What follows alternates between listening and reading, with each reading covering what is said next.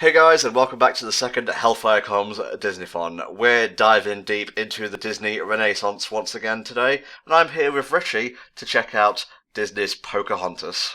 Hello. It's gonna be fun times, so let's rush headlong into this here flick. Everything you guys will need to sync up our commentary to the movie can be found below in the video description. Check that out if you're confused. As for Richie and I, let's get on with it. In 3, 2, 1. Okie dokie. Disney's Pocahontas came out in June of 1995 and didn't really do so well. I'm looking at the Disney Renaissance page on Wikipedia, and its Rotten Tomatoes, or Tomatoes, however you prefer to say it, rating is the lowest out of all the films released in the Disney Renaissance. And what's worse, this is the film that followed The Lion King. Yeah, I mean, the thing is that technically, it was a commercial success. Ah, well, that's it did good. gross over $346 million at the worldwide box office, and it did receive 2 Academy Awards.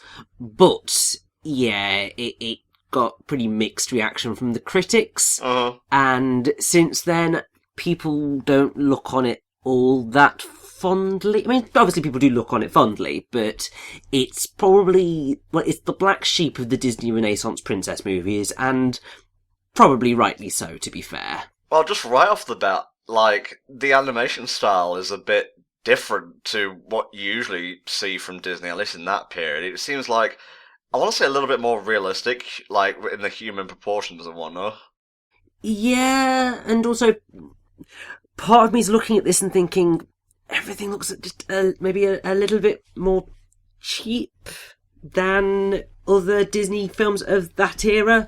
Like, if you look at The Little Mermaid, Beauty and the Beast, Lion King, like, you look at them and you're just like, oh my god, this is stunning. Yeah.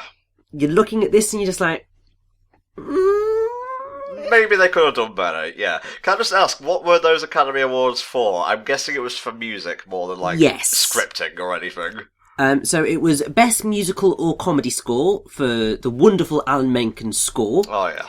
And Best Original Song, obviously, for Colours of the Wind. Yeah, let's get this out of the way now. Whatever shortcomings I may have with how Pocahontas tells its story, the historical inaccuracies, more of which later, there's no denying that it has a really good soundtrack, and I would go as far as to call it underrated. It's not a top 10 soundtrack, but I don't think it gets its dues. Oh, definitely not. I mean, there are some amazing songs in here. I mean, we're going to get one relatively soon, just around the Riverbend, which I'd say is probably one of, if not the best Disney princess introduction song. There's just something really wonderful about it. But then also you have the stunning Colours of the Wind. And then there are a few other songs in there that are actually really goddamn impressive. Well, I like the song at the beginning, the Virginia Company. I think it sets open the movie on a pretty bombastic tone, so to speak. Well, that's very true. I mean, I think that Alan Menken and lyricist Stephen Schwartz did an excellent job on it. And I actually remember hearing, I can't remember who it was, I think it was from Alan Menken's mouth when he did a concert at, like, D23 or something. There's a whole concert that he did that's on YouTube, where he went into some of the elements of different productions, and he spoke about Pocahontas, and how Stephen Schwartz, who did the lyrics for the songs, Stephen Schwartz being the guy behind the lyrics for Hunchback of Notre Dame, Prince of Egypt, he did Enchanted, and also he's the god that created the music of Wicked. Mm-hmm. Well, sorry for faltering on Enchanted, I haven't seen it. But yeah, he's the guy who is behind Wicked, so love him for that. But basically, he really wanted to be very accurate in the language that he used. So he actually did a lot of research into Native American languages. And so the words that you will hear coming from Pocahontas and her tribe are all correct. Well, you'd hope so, wouldn't you, for a film focusing on the Native Americans and whatnot? Well, you would hope so, considering it is quite the landmine. Something that you've got to be very, very careful about doing correctly. Yeah, not fucking put ghosts in, like in friggin' Beyond Two Souls. Look at you, David Cage. That may be part of their mythology. Don't capitalise on it, okay? Pretty much, yeah. It's just like, there is a way of dealing with everything tastefully, and I think while Pocahontas is probably slightly stereotypical in certain areas, and certainly completely ruins the historical way that all of this went down. Yeah. Can I just go into some voice actor stuff here, by the way? Yes, of course. The dude that just ducked down there with the black hair is voiced by Billy Connolly. That's pretty cool. Hell yes! The dude who's blonde, that's John Smith, the hero of our tale, although, let's be honest, it's more Pocahontas' story than anything else, voiced by Mel Gibson. Uh-huh. And here's something you may not have known. Thomas the Redhead is voiced by Christian Bale. Yeah, which is just bonkers. Uh-huh. Oh, I love the segue into this song. Oh, I know. I mean, the film's got a decent atmosphere to it. Yeah, definitely. And there are some shots which are stunning. I mean, I won't quite have time to go over it, but like the final sequence of the film it gives me goosebumps. It's beautiful. It's masterful, but we'll get to that when we get to that. Well, of course. But also, in certain moments of the songs that we're going to get, there are just some beautiful bits of animation. I wonder why they cheaped out on some of it then, because, you know, I've seen the sequel. I've seen Pocahontas 2, which definitely looks cheap, because, you know, yes, it's straight to DVD. Also, don't watch that if you want this film's story basically ruined, because they kind of retcon a certain relationship in the second film. Yeah, I think for the sequel they tried to make things closer to the actual history. Yeah, whoops, too late for that, I think. Yeah. Because obviously, the actual situation of when John Smith came to America, Pocahontas was like 12 or something along those lines. Yeah. Oh, I love this song. Oh, it is lovely.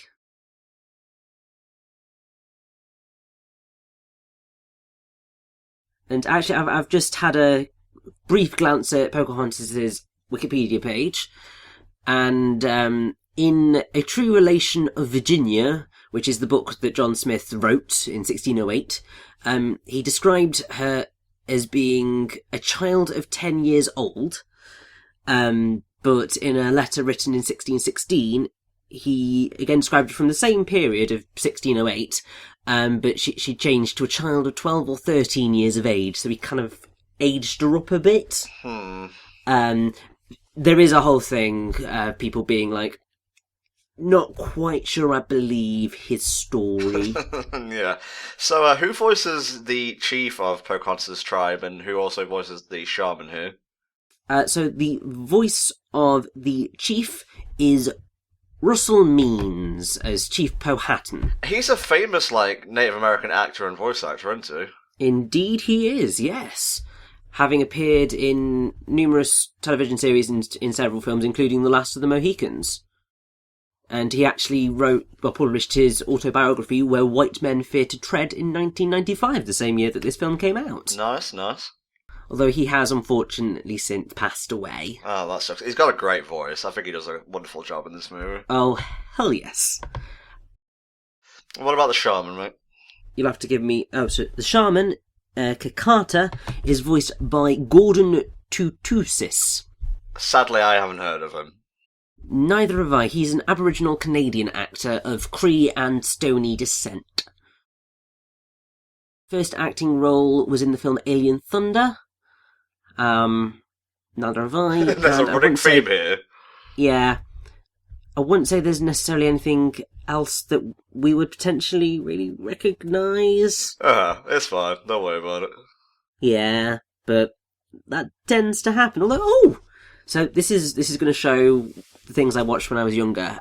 He was the voice of Nathaniel Stonebear in Shoebox Zoo. That name rings a bell. Yeah, it was a kids' fancy TV series. that was broadcast on CBBC where she had, the girl had a box which had a whole bunch of, like, animal figures that came to life. Oh, there's memories trying to surface, but, like, the newer ones are, like, keeping it down, man. They're keeping it down. Now that we've been introduced to Pocahontas, first of all, who plays her? And second of all, what do you think about Pocahontas as a Disney princess? Because, you know, she is technically royalty, so she is technically a Disney princess. Looking at you, Mulan. Get back in the army and start leading people to war. So Pocahontas is voiced by Irene Bedard, and she, well, pretty much this is what she's most well known for voicing. Though she has been in obviously quite a few other films over the years. So nothing that I'd really say we would recognise her from, although she was Jean DeWolf in The Spectacular Spider-Man for 4 episodes. Ooh, nice. And Cody Long in What's New Scooby-Doo for 1 episode. I did spot another superhero thing, but I seem to... Oh, there we go. Shelley Longshadow in Young Justice Invasion. Doesn't ring a bell. Yeah, no. But also her singing voice is separate from her acting voice, and she's sung by Judy Kuhn, who's done a lot of Broadway roles. She's been Cosette in Les Mis. She played Maria/Futura in the West End version of Metropolis. She's Helen Bechdel in the original Broadway production of Fun Home, for which she received her 4th Tony nomination. So she's done a lot of theatre. Okay, and the second point, mate? And the second point, which was, what do I think of her as Pocahontas as a Disney princess, wasn't it? Yeah? Yeah, she's alright.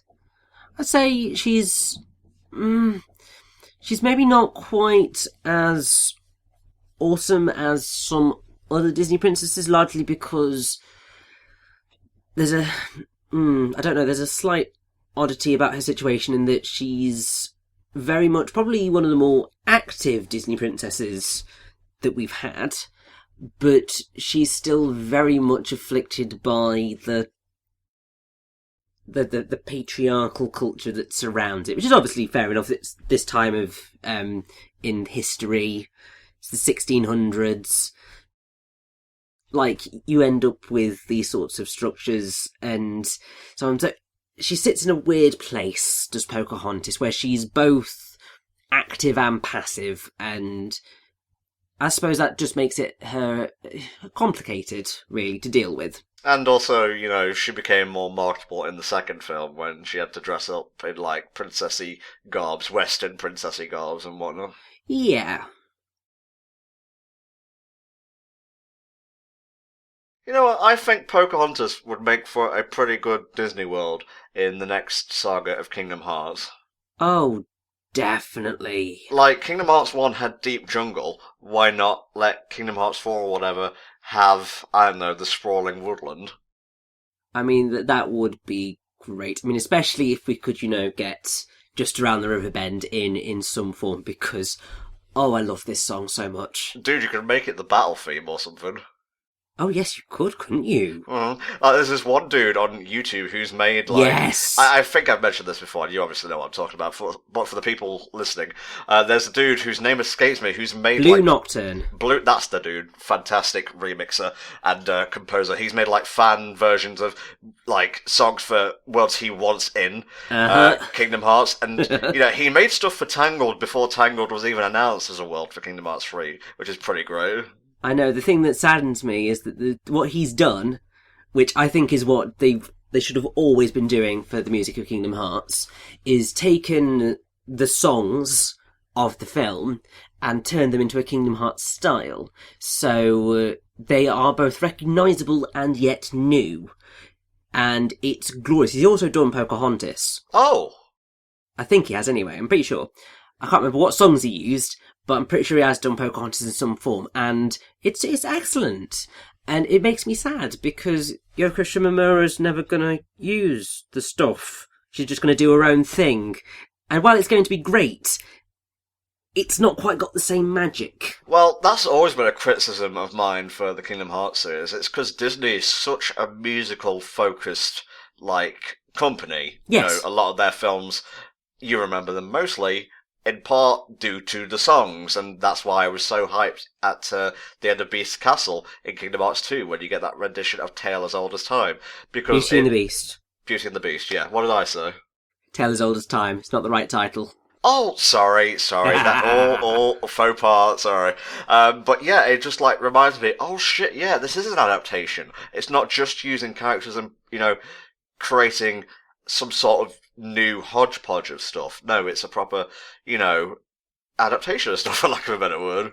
Yeah, so it's annoying, but I suppose there's not a lot we can do about it, so as long as we enjoy what we get, that's something.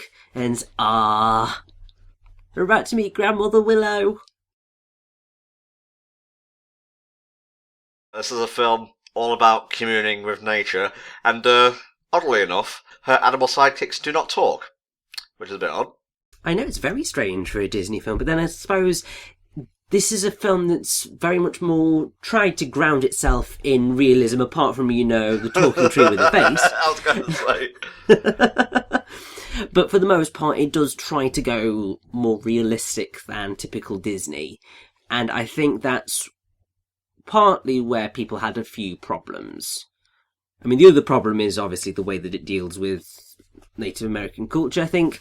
I think the Nostalgia Critic, in his Disney Samba of Brother Bear, essentially said that the start of that film was essentially what he wanted Pocahontas to be.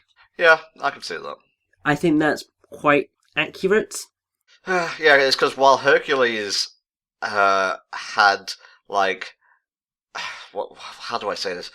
Gospel, no, religious inaccuracies. Yes. This one is faulted for its cultural and historical inaccuracies. Yeah, and the thing is that I think you can get away with playing with Greek myth. Yeah, that's weird. It's one of the only religions to actually have a word describing it that means, like, story or something. Yeah, I mean, I think because the way that... I'd say the way that the Greeks have thought about the Greek gods has always been slightly different to how everything else is dealt with.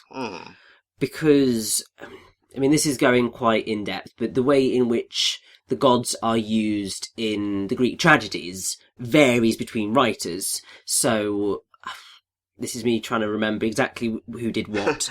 It's fine. We're here to cover Pocahontas anyway. I know, but basically, Aeschylus used the gods and they were a big thing, so did Sophocles. They had a lot of input into what was happening. But then Euripides, the gods didn't really feature at all. So they were sort of a presence, but they weren't a physical thing. And so, even then, there was a debate in how they were and what they did. Whereas I think when it comes to Native American culture, it's very much more set in stone, and it's still...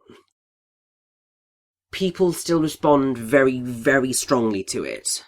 And rightly so, because it is their culture.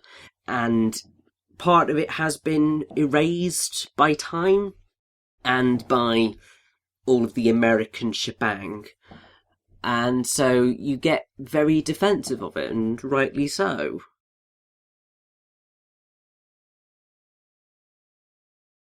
Got the villain of the piece here.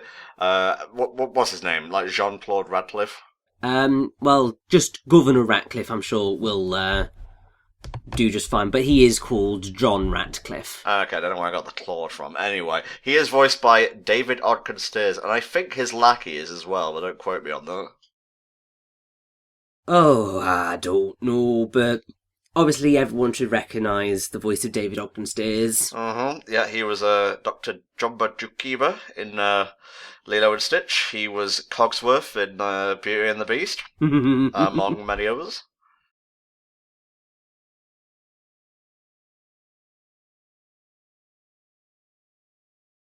Let me have a look here. Do-do-do. Danny Mann voices Percy, Governor Ratcliffe's pet pug. Okay, I guess. Oh my god! Pocahontas' pet raccoon, Miko, was voiced by John Kassir. Oh, wow. Do you know who that is? I recognise that name. That's the motherfucking Crypt Keeper. I recognise it for another reason. He was Monsoon in Metal Gear Rising. That's it. Yeah, jeez, there's like so many secrets in this friggin' Wikipedia article here. Also, John Kassir, this is the other reason why I know it, is because he's the current voice of Enzo in the Bayonetta series. Ah, okay. He took over the role from Bayonetta Bloody Fate onwards. So that's why I recognise that name. Oh, that's awesome. Yeah, Steers also provided the voice of Wiggins, Ratcliffe's assistant. There we go. Yes, there we go. See, look at all this shit right here. The fog going around, explorers of a new, technically already discovered world. Well, here's the thing. Has it been discovered? Because the thing is that people are already living here, but does that mean that that they were always living here? Did they ever discover it, or did they just always live here? Because this is technically a discovery, but what is it necessarily a discovery of? A new land? It's new to the English people here. That's such an English/white person thing to say. Well, it's semantics.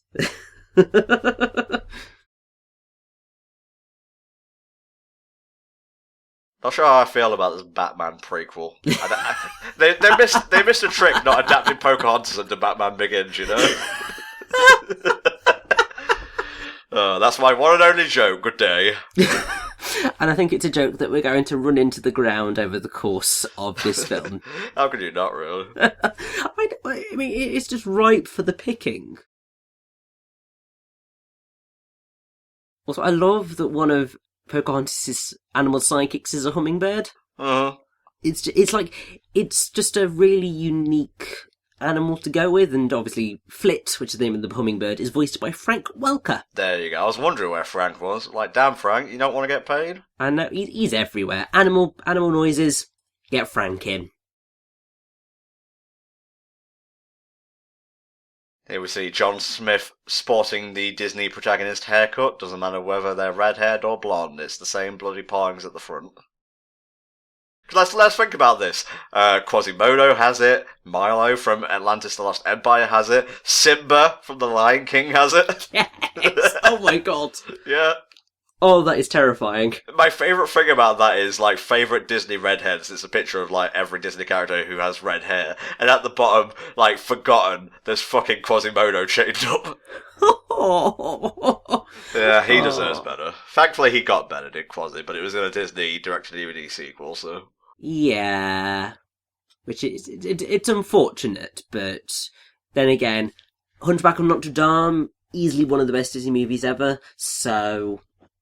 I think he won that side of the coin toss, despite the fact that it was the first Disney film that Alan Menken worked on since he started doing the animated films that didn't give him a whole bunch of awards. Oh.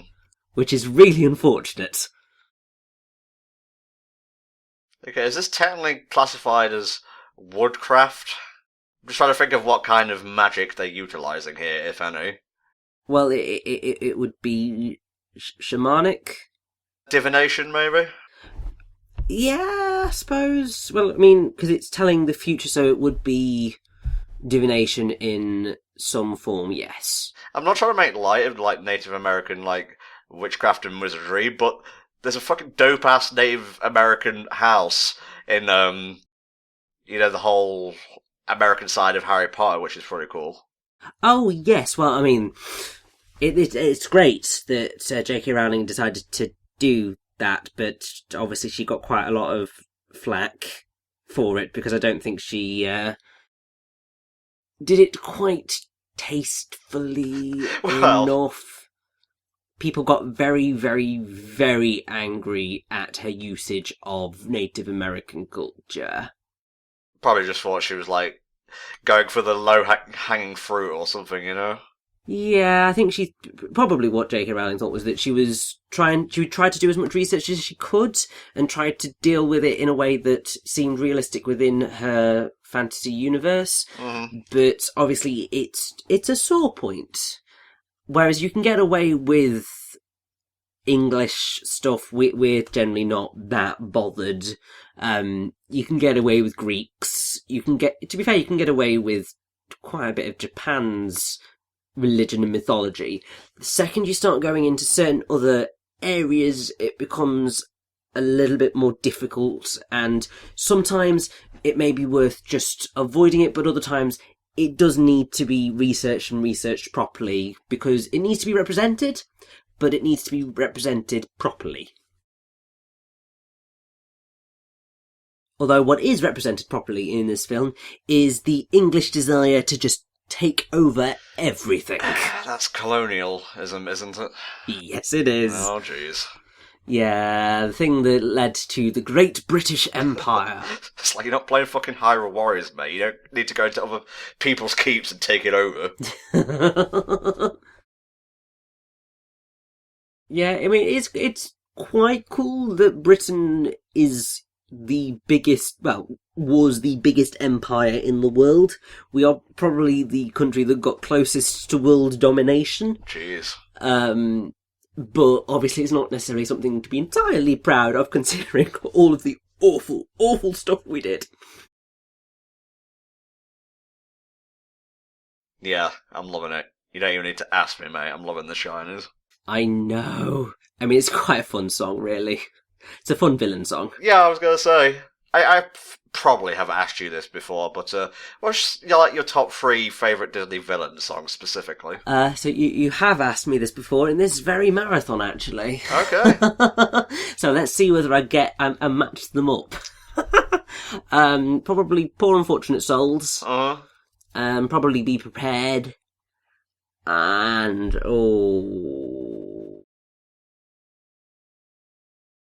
I can't remember my last one.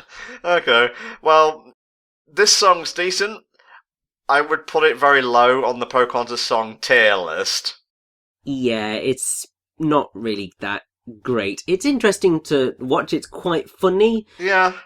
Because, I mean, I suppose it falls into the category of Disney villain songs that are villainous, but they are not exactly scary. They're a little bit different in their tone. It's very much like Mother Gothel's Mother Knows Best in Tangled. Which I do really like as a villain song, because it is so atypical of a villain song. This dude just wants money. That's it, really. It's not until later in the film, spoilers by the way, that we start to see his more bloodthirsty side come out.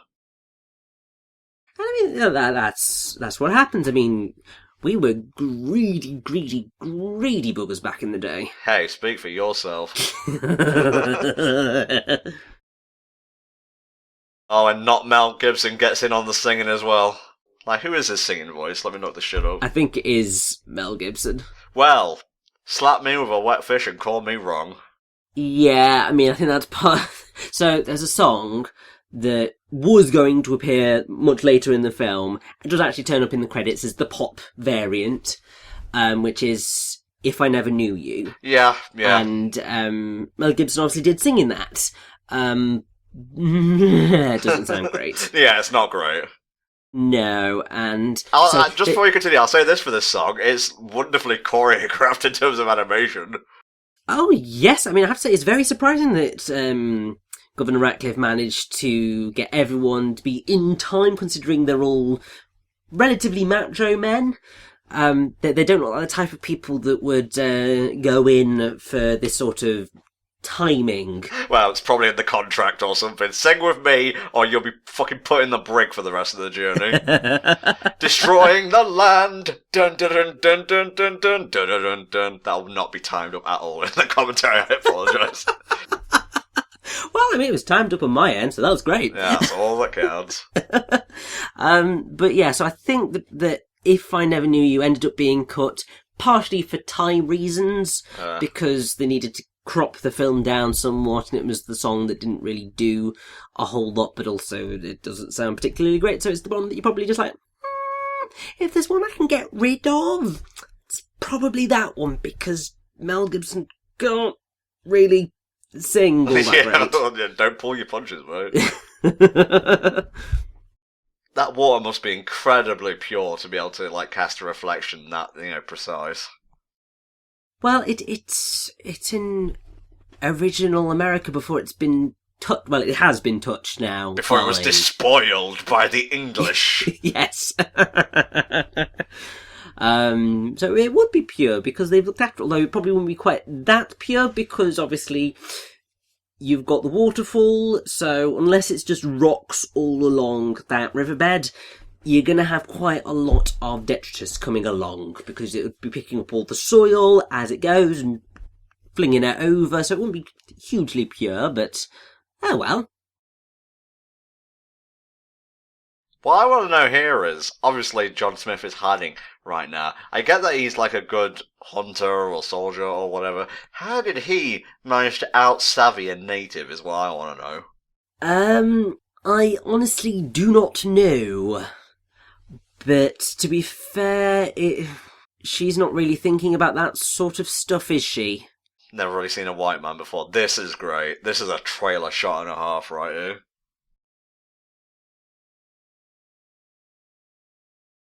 Damn, girl, your pose game is on point.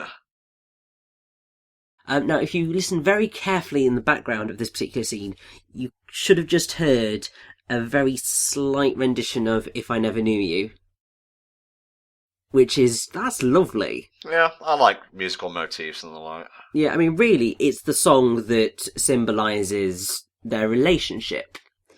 And that's lovely. It's just a shame that, the actual main song, which would be the payoff to all of that, just got scratched away. Well, it also sounds a little bit like Savages. Maybe the chorus will lead into the chorus. Yes, that is true. I mean, they do use quite a lot of motifs throughout the film, and that's probably a good thing, because ultimately Savages is a sort of more... It's a more horrifying version of If I Never Knew You, so it's all to do with, obviously, the relationship between Native America and England. And with If I Never Knew You, you've got a lovely, peaceful, loving relationship, and Savages, you've got the anger and hate.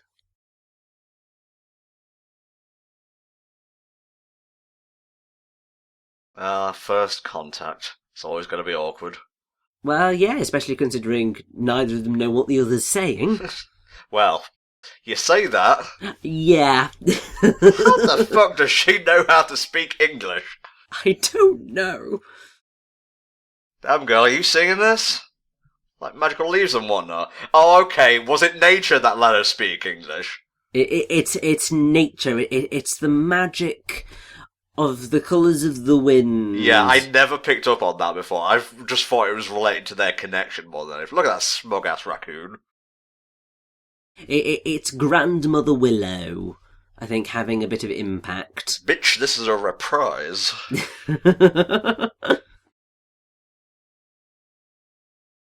Because she's listening with her heart, she basically has, Babelfish. Yeah. Well, I mean, considering, she's been in this place for ages, she knows about all of the animals. Clearly, she will have found the Babelfish in the rivers. And she will have magically known how to use it, so this is perfectly normal. So what does Pocahontas mean in the Native American language? Right, give me a second. Just a bit curious is all. So... right, so the name Pocahontas was a childhood nickname that probably referred to her frolicsome nature. According to the colonist William Strachey, it meant little wanton. Some interpret the meaning as playful one. The 18th century historian William Stith claimed that her real name, it seems, was originally Matoax, which the Indians carefully concealed from the English and changed it to Pocahontas out of a superstitious fear lest they, by the knowledge of her true name, should be enabled to do her some hurt. Okay.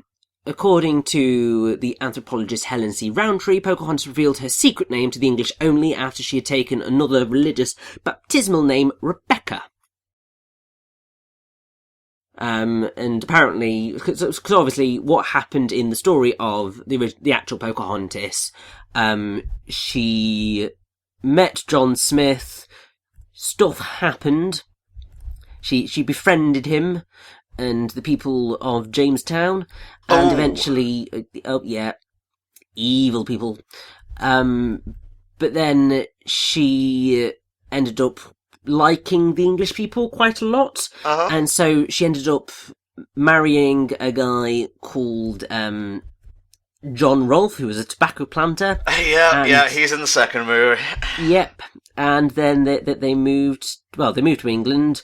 She married him. They had a son, and then she unfortunately died quite young. Like, she was only I think she was only 21. Good job they never made a fucking Pocahontas 3 then. I know, because it would not have ended well. So, yeah, it's difficult to say exactly what her name means, because nobody's quite sure what it was. Because, I mean, there's also this thing of her being called Matawaka, which means bright stream between the hills.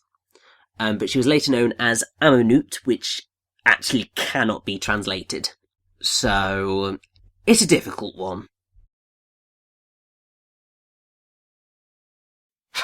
I love that. Have you seen the meme for that? Yes, I have. The hilarious thing is, it is so true. Basically.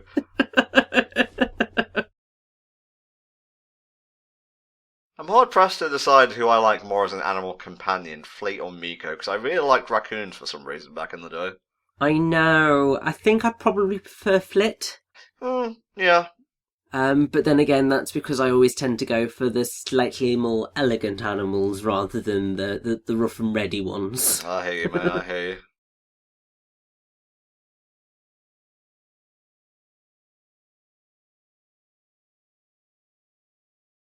No, there are no more biscuits left. You've eaten them all.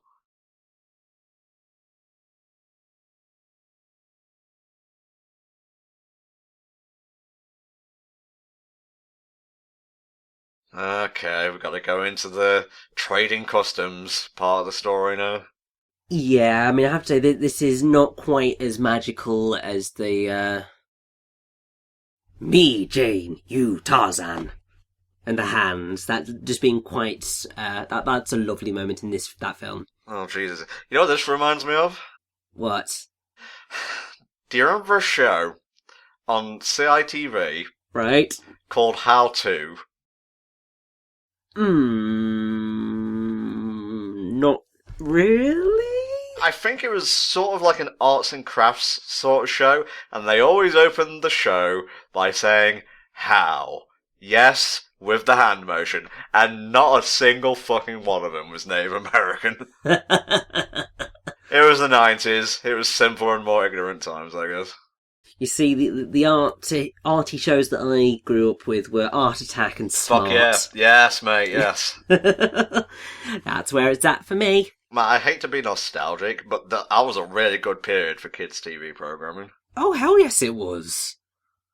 Like, we had some amazing kid shows in the 90s and early noughties. Oh, I won't ask you to list them off. I ask you to list off enough stuff as is. And I think I'd go insane going like, right, what TV series from my childhood could I actually remember? Oh, yes, The Queen's Nose, I remember. Oh my god, yes. Don't think I ever really was too fond of that one, but I certainly remember watching it. Fuck off, John Smith. It's time for a song. I'm going to teach you how you're wrong in song form. Teach you how you're wrong in an Academy Award winning song. Okay, got to put that bit in there, lest John Smith forgets. Yeah, I mean, this is one of the doubles. Obviously, Alan Menken received double Academy Awards for Little Mermaid, Beauty and the Beast, Aladdin, and Pocahontas. Jeez, leave some for the rest of the composers, will I you? know. So he won for those 4, and then he had Hunchback, and that was the first time that he hadn't gotten a double. I bet he hates that fucking movie. Well, no, I think he really loves the movie. I think he's just like, I don't get it. What happened? Just like, I think part of him thought it was probably a dead cert, but obviously critics are weird. Okay, here we go. Colours of the Wind. I'd say this is a top 10 Disney song. Oh, hell yes it is. It's wonderful. And obviously, the basic message is you've got to open your mind a little bit. Yeah, and it's a lovely song, and there are some absolutely stunning visuals in this. Ooh, lad, are there ever. There's one bit which you will notice. It's where she is literally painted with the colours of the wind, and I'm sure Glenn Keane, who was the primary animator, he was the lead animator for, or supervising animator for Pocahontas herself, had such a joy doing that sequence because I think he really likes animation which flows into things, because he did a little short which I think was called Duet or something while it was a few years ago. Just stunning piece of hand-drawn animation. It really is. I'd recommend you watch it if you can find Jesus. Just got chills just now. it. Yeah, it's one of those songs. Fuck me, look at this. Yeah, it's beautiful. Yeah, for all its shortcomings, when Pocahontas wants to friggin', impress, it bloody impresses. Oh, definitely. And I mean, I think that's part of the reason why Pocahontas sits in a difficult position in terms of the Disney canon, in that there are moments where it shines so brightly, and I would say that it's top tier Disney. This is a top tier Disney moment. Uh-huh. But then in other areas, it's really not up to scratch. And so that's why it ends up sitting sort of, I'd say, in the middle of the Disney canon. It's not awful, but it's not consistent enough to be up there at the top. Oh, that bit gets me every time. I know. I don't want to talk during this because it's so good. It's beautiful. Because she's just teaching him about all the stuff without being patronising, without talking down to him, just explaining her point of view, you know? Yeah. Hello, Pride Rock. Nice to see you cameoing in this movie. Dude, are you seeing this Eagle shit? This is rad. I should have come here sooner.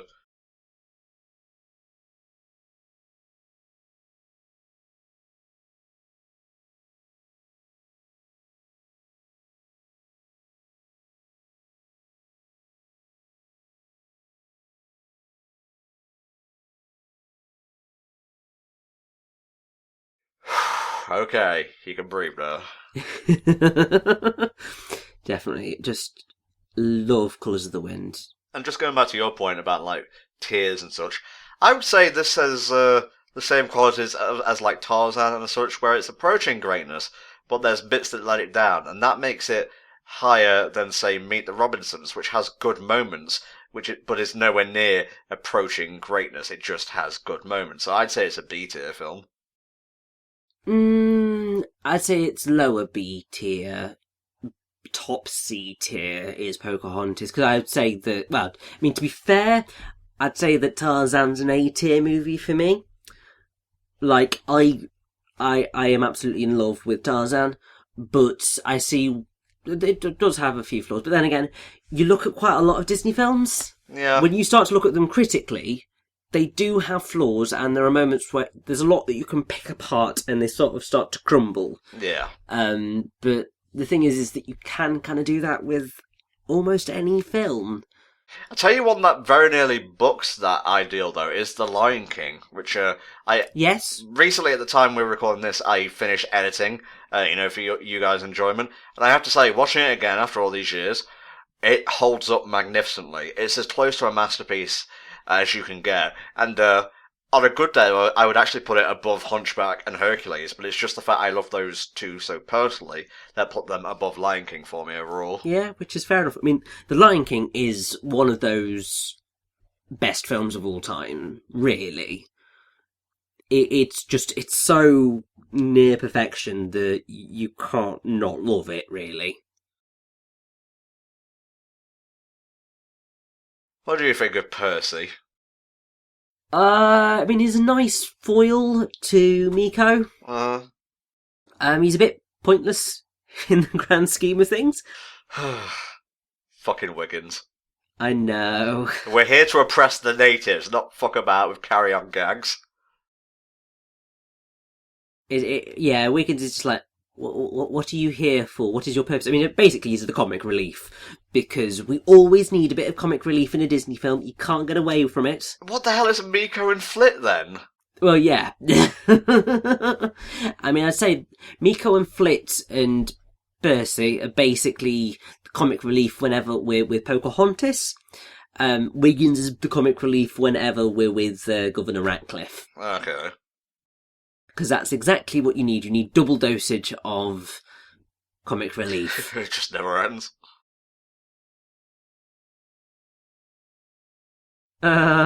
It's because they're trying to be funny. It's funny. I mean, that was quite cute. I don't think we've actually talked about who voices Pocahontas' friend here, so let me get up the stuff. She's voiced by Michelle St. John. Okay, and that's Nakoma. Yes, and I can't actually find anything that says who she is outside of that. Yeah, it's not hyperlinked, so it doesn't matter. Yes, I feel we should also bring up the voice actress for Grandmother Willow, because we have met Grandmother Willow. We just haven't obviously spoken too much about her.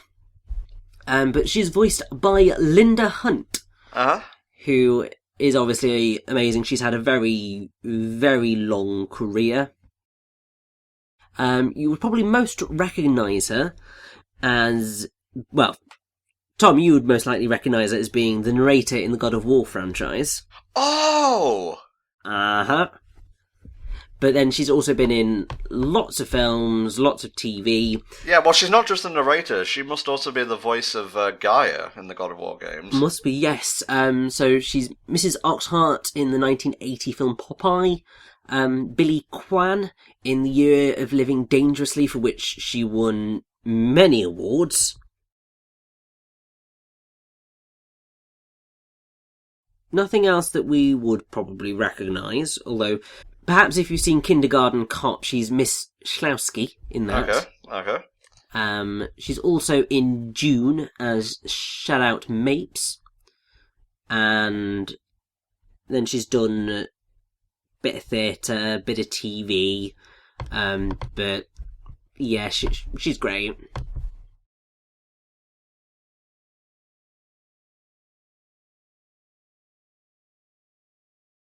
Was there any, legitimacy to there being gold in the New World, Richie?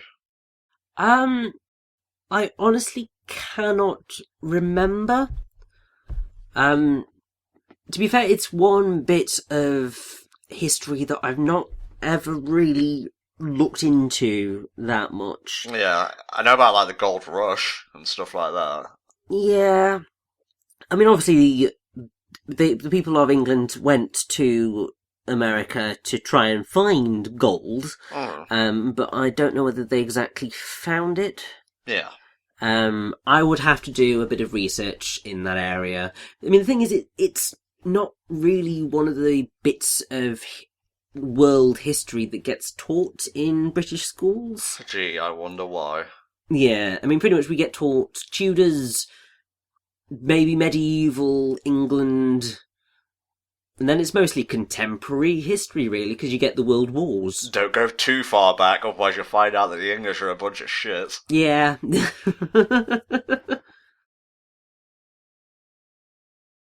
Oh god. Oh god. I should not have drank the water. Yeah, he must seriously think he is tripping right now.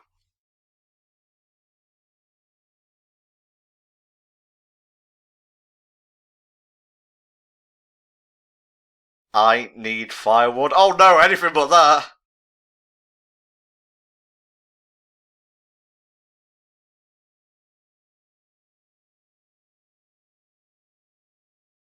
She's got jokes. I mean, I suppose she's a tree. She's kind of got to have something about her, otherwise she'd just be really wooden. Mm-hmm. You're on fine point. Fine humour. Fine humour.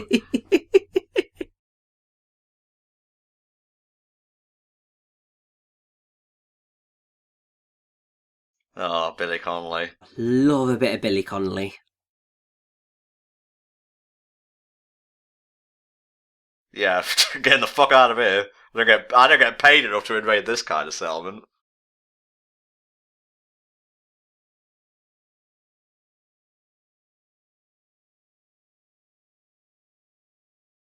And do you know who was the supervising animator for Grandmother Willow? Who's that, mate?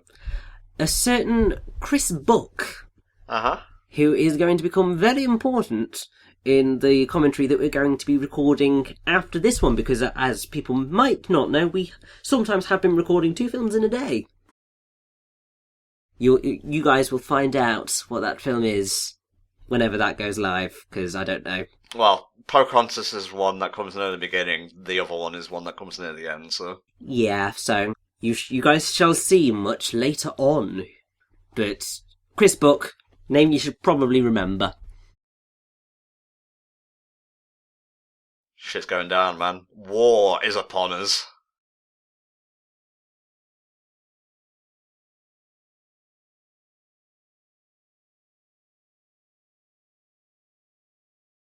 Bloody Coco one with his fucking bear prints on his chest. Well, you see, the bear prints are to hide the nipples. Ah. Although, to be... let's see. This is something that I never thought I would say, but let's see if we can see the nipples on the... I'm sure there's been bare-chested men in the movie before. Yeah, but you see, the thing is that they tend to... Disney tend to hide certain things. I mean, think about Aladdin. He has no nipples. Which obviously is fine, because is that really something we want to be seeing in a kids' film? This line of commentary is making me uncomfortable, okay? So whenever you watch a movie from now on, play a simple game of count the nipples and then get back to us. I mean, there was a whole thing on the internet when people realised that Aladdin didn't have any. Okay, drop the subject of Aladdin's nipples, please.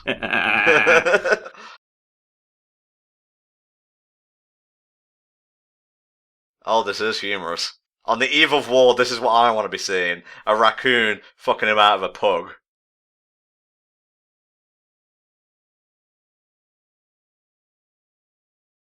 Oh, the tension. It's so thick you could cut it with a knife. Or an arrowhead, if you want to get, regional.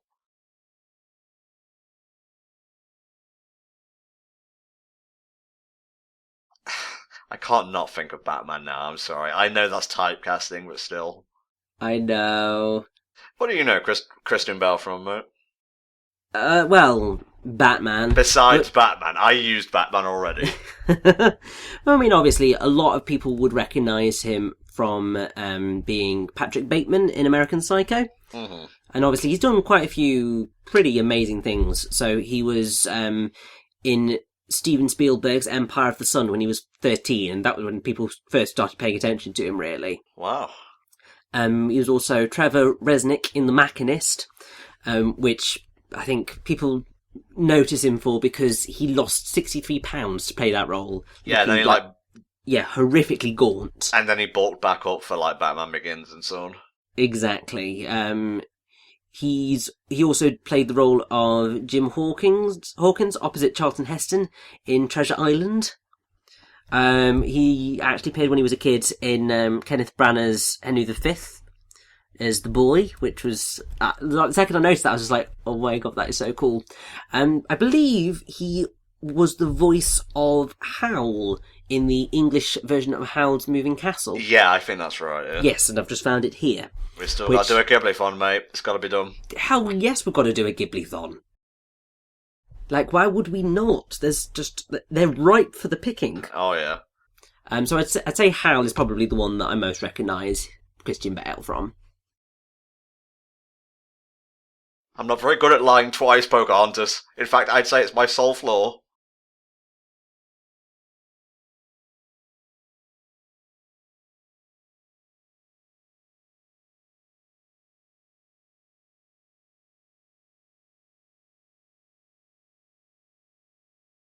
She does a whole lot of running in this movie, does Pocahontas. Yes, she does. I know it's a very banal observation, but, you know, it needed to be said. Well, you see, it's because she's in training to become the Doctor's companion. What the fuck, Richie? we lambasted the film for having historical inaccuracies, and you just go and throw the fucking TARDIS into the mix. Well, I mean, to be fair, it would make sense of the historical inaccuracies. True, and there was also an episode where he met the real-life Robin Hood, so... Yeah.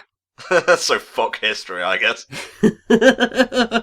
Well, I mean, also F history, because Batman is going to be one with the night.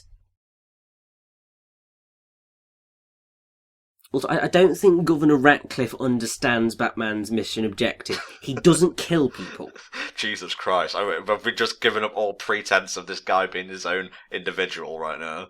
Yes. Oh, had to be a character called Thomas, didn't it?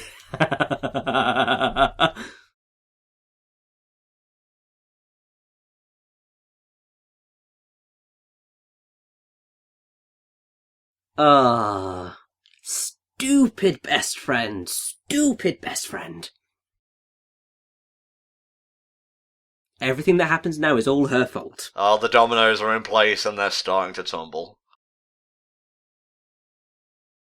Can you believe this movie is like 20 minutes from being over? I know, I was just thinking that about 10 minutes ago. I was just thinking, Jesus, we've actually got quite a lot of the way through the money. Money? Quite a lot of the way through the film. Hey, come on now, I'm not paying you to like slack on the commentary. I know, you see, it shocked me so much that I messed up my words. But like, we are really soon to be wrapping up to the climax. I think that's why I would rate Pocahontas as like a B-tier film, because for all its like plot and story flaws, it at least, you know, goes at a decent clip. Yeah, I mean, I would say there's maybe so I mean, this is maybe being a little bit pernickety, but the pacing's not quite right, because we've spent about maybe 40 minutes on developing the world and developing the characters, although not really majorly doing much development on the characters. And then everything's going to get wrapped up in about 20-30 minutes. I guess so, yeah. Which isn't ideal, really. Maybe my point is, it's average, but it's over quickly, so there you go. Yeah.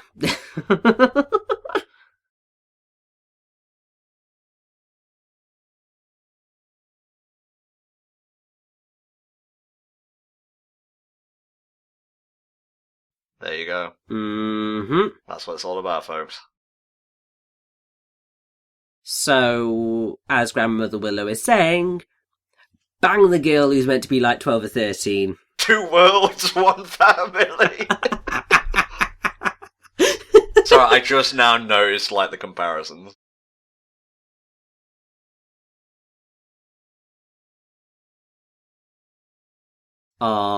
There's that If I Never Knew You. And here's the most unintentionally funny thing in the film. Maybe not Thomas seeing this, but wait for the other character to see it.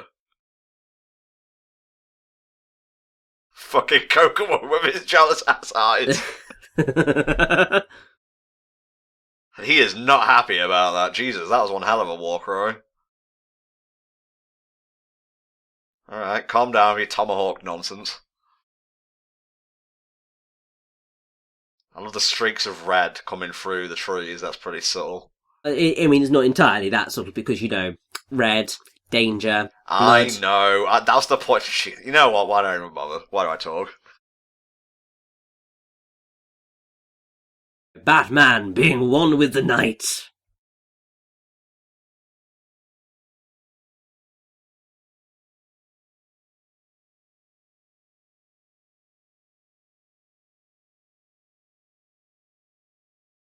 Oh, no, the necklace.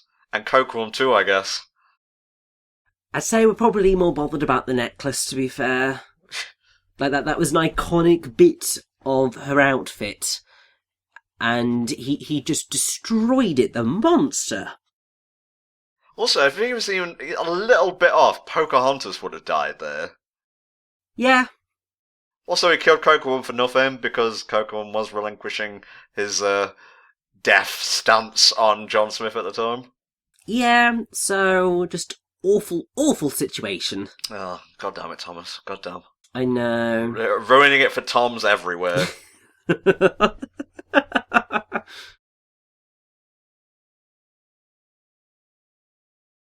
Plenty of guys with bare chests there, Richie. Were you on nipple watch for that one?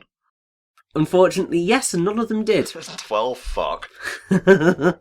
You see, Disney just do not like nips. Right. Probably could have phrased that differently.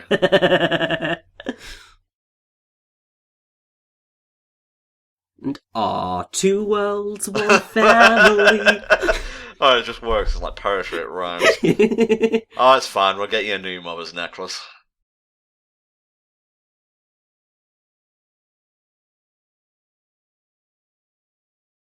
It was Miko. Miko did it.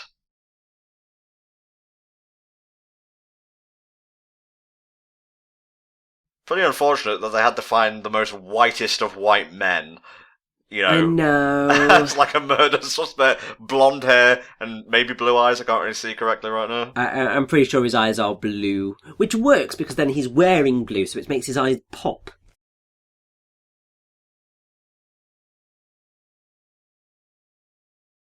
Well, she didn't even like Kokom anyway. Yeah, so fuck him, you know? Yeah. God, we're horrible people. Just horrible. You see, this is what happens when you commentate over films. You turn, and video games, mostly video games, you turn into slightly cynical assholes sometimes. Yeah. And while you can remain lovely, sometimes you just have to go the cynical route. It's just funnier. Sometimes. I find I'm one of those people who hates forced optimism, but sometimes I just will be positive because I just feel like it. It's just like, as long as it's positivity where it's due, or where it feels right, and negativity where it is also right. Not too much positivity, not too much negativity. You've got to get the balance right. And this is the point where, in the original version of the film, this is where If I Never Knew You was going to be sung. And obviously it's a lovely song, but Mel Gibson. And also, to be fair, considering it just takes place inside this little structure, it's not the most visually exciting song ever either. Yeah, a bit visually bland. Yeah, which is a shame. This is a great line.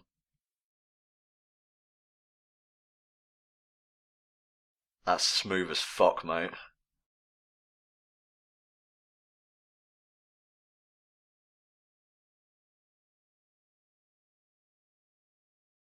You've known him like 2 days. I was gonna say. Blonde hair of him, blue eye looking at motherfucker. My favourite Pocahontas meme is the one where Coquel's watching like Pocahontas and John Smith kiss, and he's like, fucking vanilla ass John Smith, and me over here like, goddamn mocha like fucking Coquel. Better prints on chest having motherfucker. I feel you could take Wiggins out of the movie and nothing would change. Yes, you could. He is entirely pointless. Oh, we're coming up on one of the best songs in the movie here. Oh yes, we're going to get all Les Mis up in this shit. This is a strong contender for best song of the film, I'd say. I would say so, yes. It's it's particularly spectacular. Hmm. Probably prefer Colours of the Wind and Just Around the River Bend, but this is particularly amazing.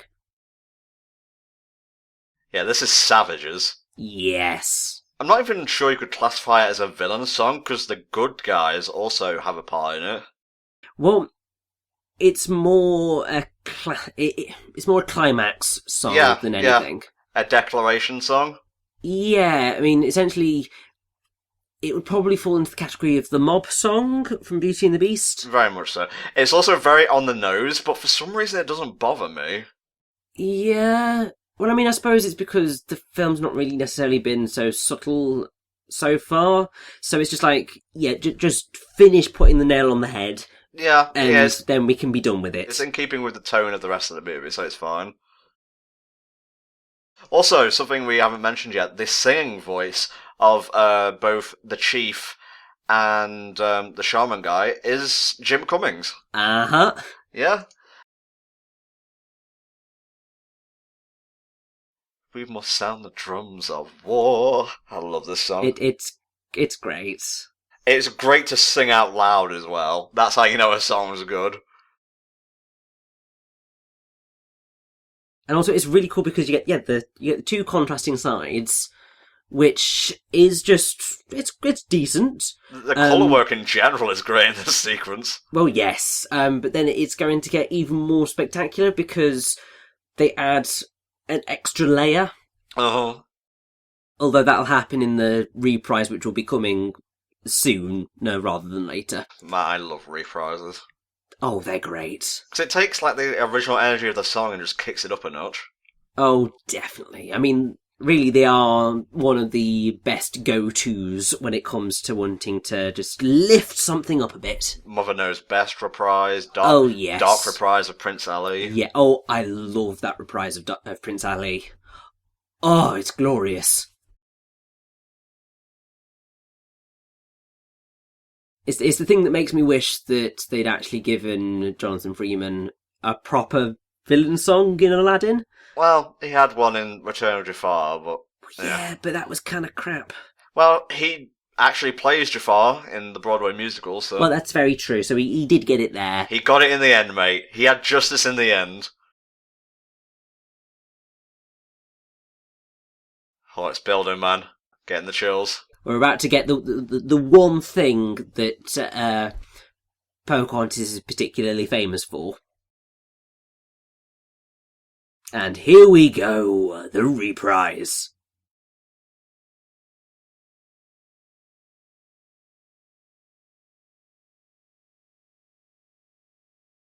I fucking love it, man.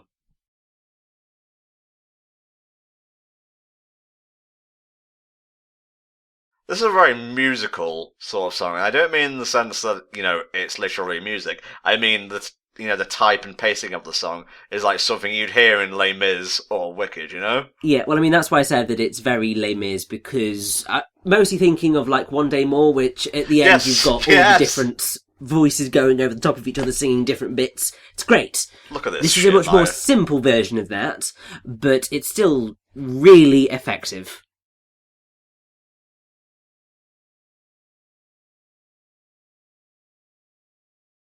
Oh god, I love the climax of this.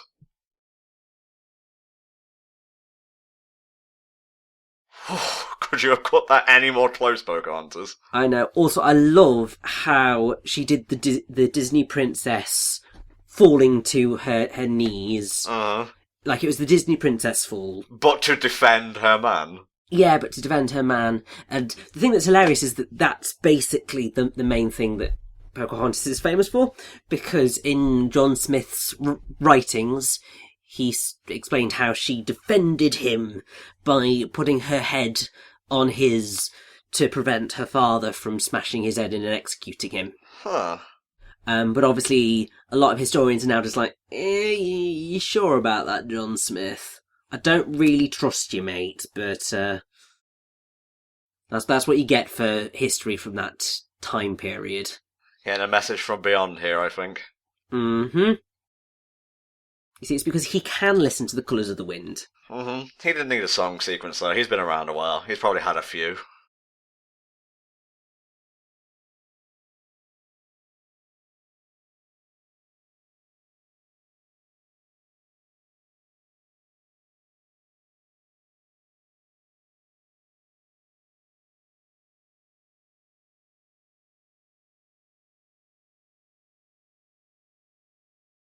There you go.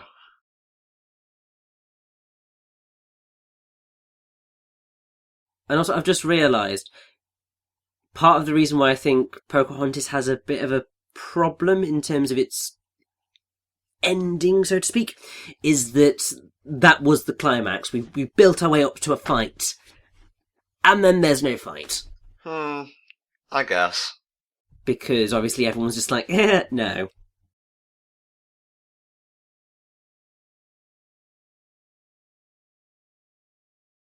Really? Everyone's just going to oppose Ratcliffe? There's not one person in that entire mob. I know, it's just like you would think somebody's going to be quite trigger happy, but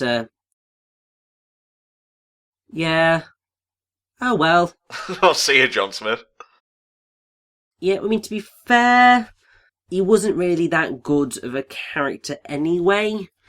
So I'm quite happy to be rid of him. Yeah.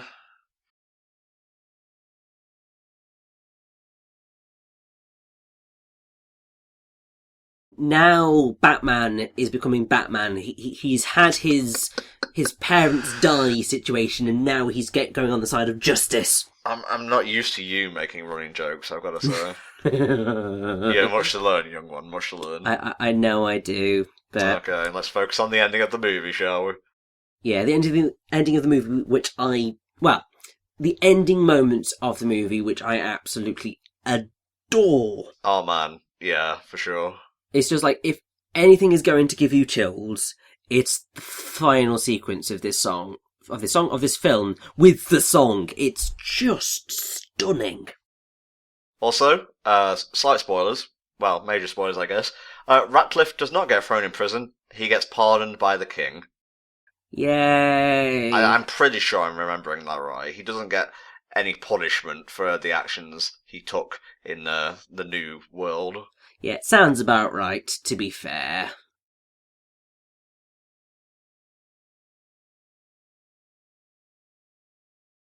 There you go, some grub for your journey home. Hopefully they don't lose it on the fare back.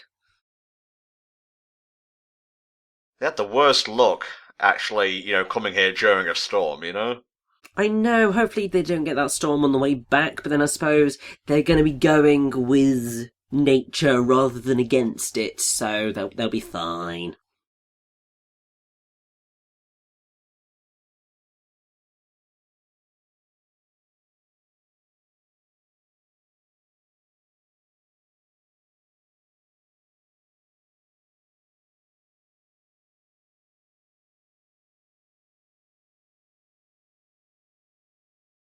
Also, something that I don't think either of us really brought up is the fact of, how does the chief speak English? Because he didn't have the whole, magic nature thing going on around him. He just sort of knew it anyway. No, the conspiracy theory? No, the colours of the wind blew around him, and thus he learned the English language. True, yeah.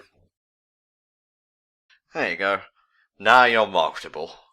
You can't have Pocahontas Sans necklace, it's just not done. Well, exactly. It's impossible. Okay, I want to enjoy, the ending of, the whole movie, definitely. The crescendo. So, Pocahontas, mate. A decent film overall, not the best Disney princess film ever, but still very enjoyable with moments of brilliance.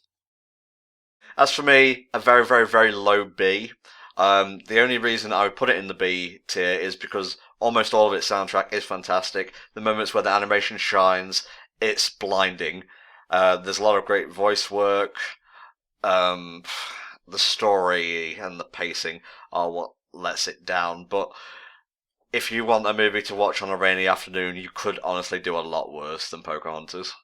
Definitely. Just stay away from the sequel. It's not great. That's generally a good thing to go with you through life. Stay away from the Disney sequels, for the most part. Some of them are decent. Most of them...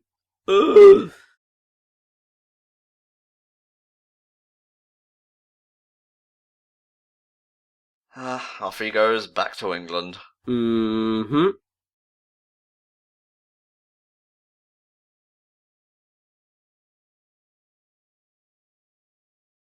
Oof, chills. Yep. I mean, pretty much everything from this point onwards, it's just chills to the max. It's gorgeous and stunning and amazing. I feel like I've said this numerous times throughout this commentary, and I have, but again, story and plot issues aside, this ending I think is one of my favourite Disney film endings. Oh, hell yes. Just in terms of spectacle. Oh, definitely. There's very few other scenes in Disney history where the music and the animation are paired so beautifully.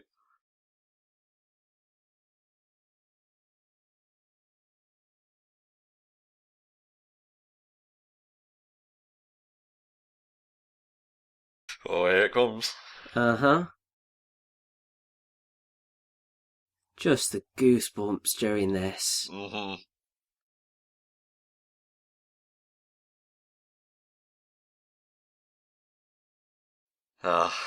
The refreshing colours of the wind also takes the Englishman home.